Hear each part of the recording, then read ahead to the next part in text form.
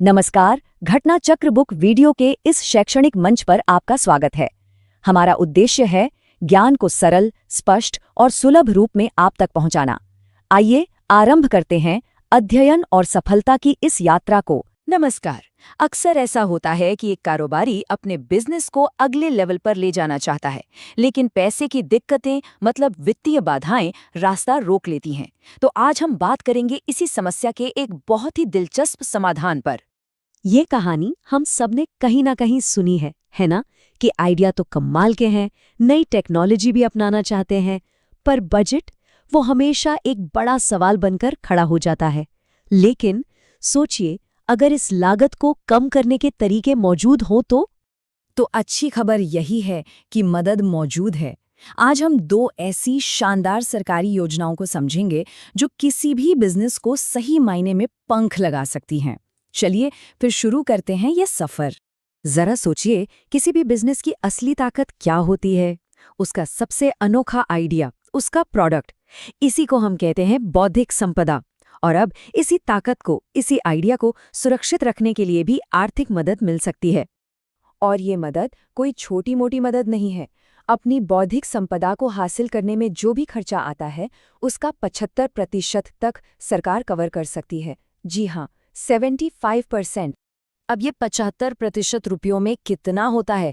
ये मदद 10 लाख रुपए तक जा सकती है। जरा सोचिए, इतनी बड़ी रकम से कोई भी अपनी इनोवेशन को कितनी मजबूती से प्रोटेक्ट कर सकता है।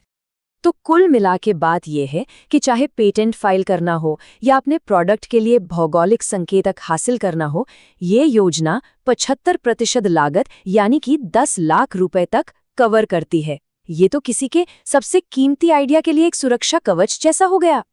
अब शायद मन में ये सवाल आ रहा हो कि ये भौगोलिक संकेतक या जीआई आखिर है क्या? देखिए, आसान शब्दों में ये एक क्वालिटी का टैग है।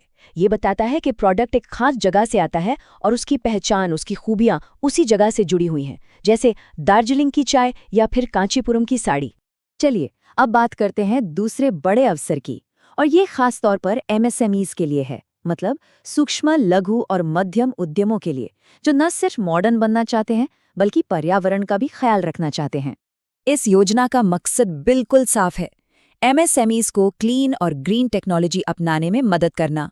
ये एक ऐसी सिचुएशन है जहां सबका फायदा है, बिजनेस का भी और हमारे प्लैनेट का भी।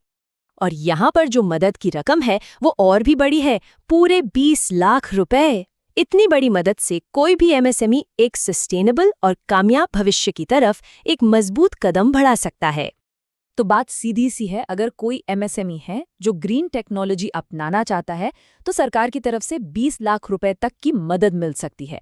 ये इस बात को पक्का करने के लिए है कि वो भी विकास की दौड़ में पीछे न रह जाएं।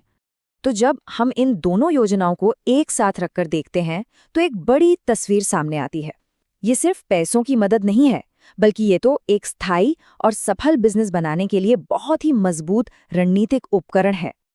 आइए एक नज़र में दोनों को देखते हैं। एक तरफ है बौद्धिक संपदा योजना, जो इनोवेशन की रक्षा के लिए 10 लाख रुपए तक दे रही है, और दूसरी तरफ हरित तकनीक योजना, जो सस्टेनेबिलिटी यानी स्थिरता के लिए 20 लाख की मदद कर रही है। दोनों का मकसद एक ही है, बिजनेस का मजबूत और टिकाऊ विकास। तो आज की सबसे बड़ी बात क्या है? ये सिर्फ फंडिंग नहीं है, ये सिर्फ पैसा नहीं है, ये एक निवेश है। एक ऐसा निवेश जो किसी भी बिजनेस को भविष्य के लिए ज्यादा इनोवेटिव, कॉम्पिटिटिव और टिकाऊ बना सकता है। और अब एक सवाल जो सोचने पर मजबूर करता है, अगर इन मौकों का सही इस्तेमाल किया जाए तो कोई भी बिजनेस कहां तक पहुंच सकता है? जरा सोचिए तो, क्योंकि सही मायनों में यहाँ संभावनाएं अनंत हैं।